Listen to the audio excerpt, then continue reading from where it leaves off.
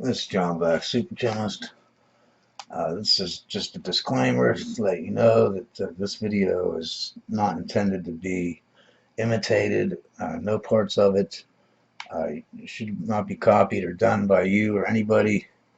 It's just for educational and maybe entertainment purposes to watch. That's it. I don't condone anyone repeating anything in the video.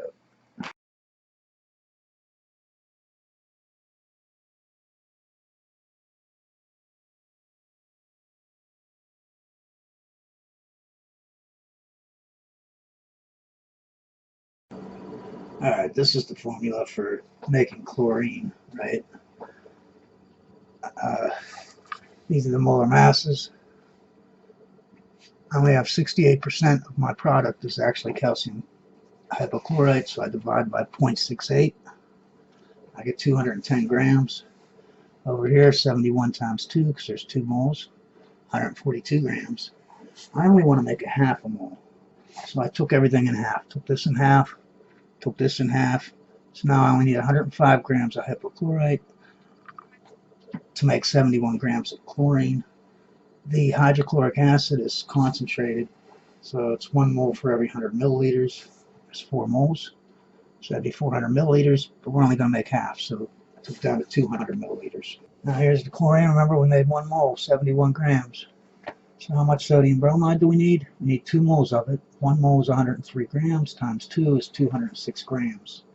Now this could be a dihydrate. I didn't even figure it out.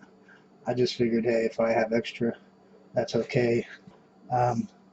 It erased here, but 18 times 2 is 36 grams, because 1 mole of water is 18 grams, right? And it dihydrates 2. 36 grams. Add that to my 206. So I'm going to add 242 grams of sodium bromide. I'm going to add it into 200 milliliters of water and dissolve it first. That way I should have a theoretical yield of 160 grams of bromine, which is 51.6 milliliters, because it's really dense. Alright, here's my setup. Basically set up for a simple distillation. You can see up on top I got a thermometer up there. Got a little side arm here so I can add stuff. I got my 105 grams of calcium hypochlorite in here. I got 200 milliliters of water in here with 242 grams of sodium bromide, just in case it's a dihydrate.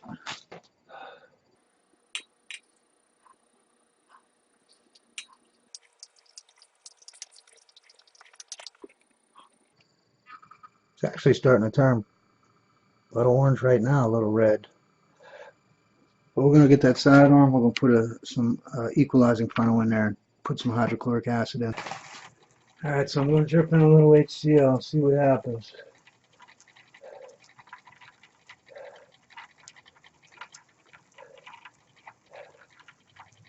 It's turning it red.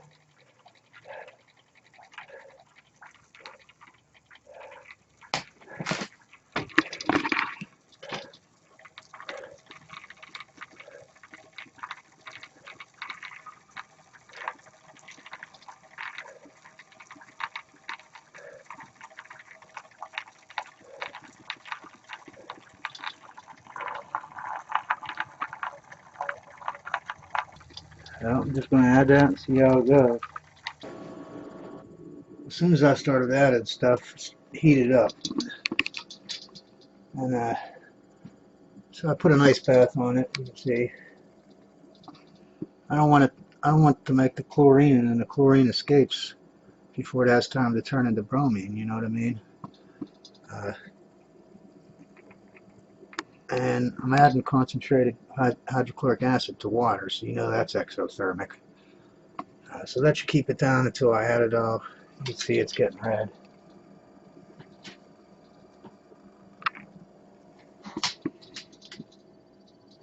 There's no chlorine or anything in the rest of the apparatus. Well, I'm about halfway through adding. Got my drip rate. Actually, it's kind of slow right now. I should speed it up.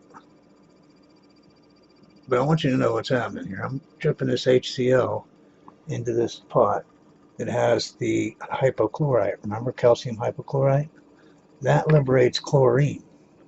And just like a more active metal, you know, you can put iron into a copper sulfate solution and the copper will come out because the iron is more active, you know what I mean? It wants to react more. Well, this is the same here. One halogen is more reactive than the other halogen. So the chlorine wants to be with the sodium. It wants to be the sodium chloride. It liberates the bromine.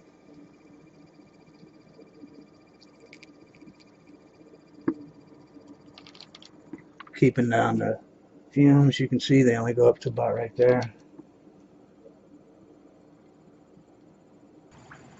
Well, it's starting to go through the apparatus now. We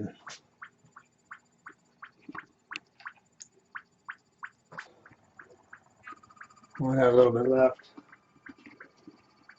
Trying to drip right up higher. That's why it's doing that, but it's almost done. So let's do it. Definitely right in there. Got my bubbler going. Well, all I had to do to get that gas out of there. Yeah, it's all cleared up. Put this on an ice bath. And I threw some water in there so it'll soak up any gas, right? Turn my condenser on. And I let the water go through it. I didn't keep it on. I just let the cold water go through there. Now it's stuck in there. And that basically took all the gases out. See, it's nice and clear again.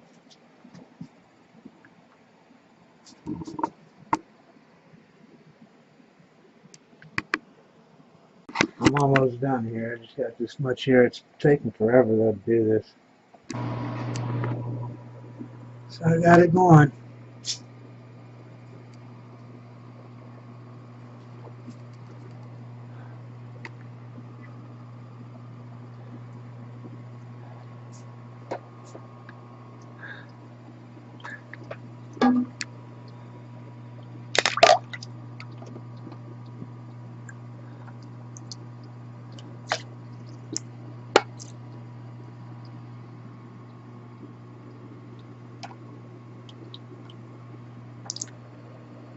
See how I based it with the water from the ice bath, right? See?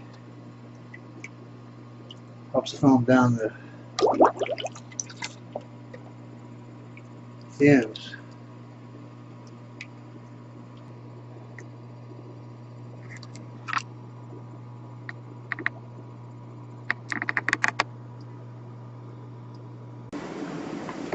Well, things are starting to lighten up. You can tell.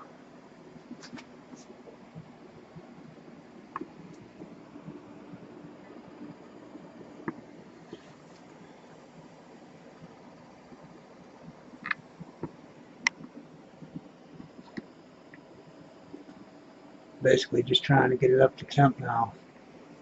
This magnetic stir bar thing I have, hot plate, it sucks. It can't boil water, for God's sakes.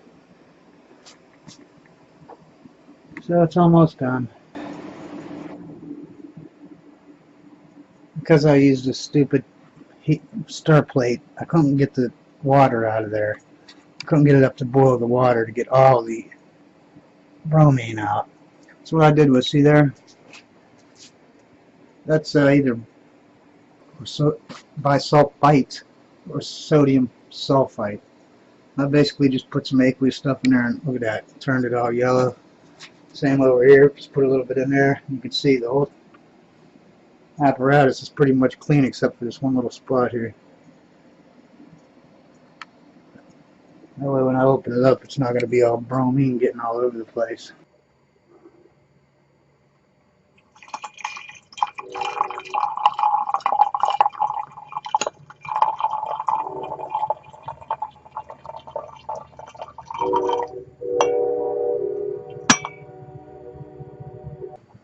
I got about 40 40 milliliters. I don't even see any water in it. Keep in mind, I got some solids in there. There's no water in there, but I couldn't get my still head temperature past 45 the entire time, so that's probably why. But like I said, there are solids in there.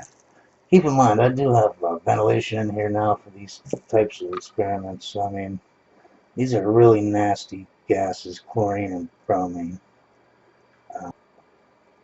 And it's hard to contain it, so I got to use it as soon as I make it.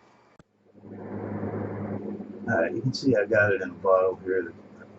Put plastic over it, saran wrapped it a few 100 times, and I put some paper around it, and I saran wrapped it again, so I know if that paper turns brown, I got a leak. You know what I mean? I need to saran wrap it some more. And put it in a freezer. Do not put it in your food freezer. It will get out, even if you don't think it's getting out. It's getting out. It's getting on your food. Now, I did say that there's no water in the bromine I got. That's not true. I mean, I put water in there to collect the gases up, so I know there's water. There's some water that's, soluble in the bromine. If you wanted to get that out, you would have to, I would throw a little bit of salt water in there to soak up any water out that you can get. And then I would get some sulfuric acid and slowly put it in, drop by drop, just a little bit, you know what I mean, to separate it. You'll have to watch someone else's video for that.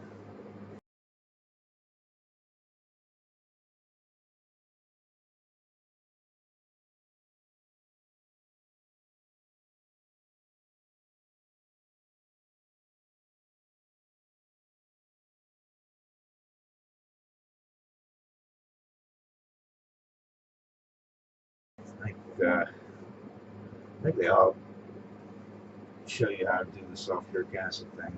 But anyways, I don't care about that because I'm making hydrobromous acid. So I don't care if there's water in it. But other than that, and as for the solids, I don't know if maybe those are trimers or oligomers, like the bromines like polymerizing into a solid. I don't know what that solid is. But again, I don't care because I'm just going to throw it in some water anyway, and I can get rid of it then. Always remember, science is great.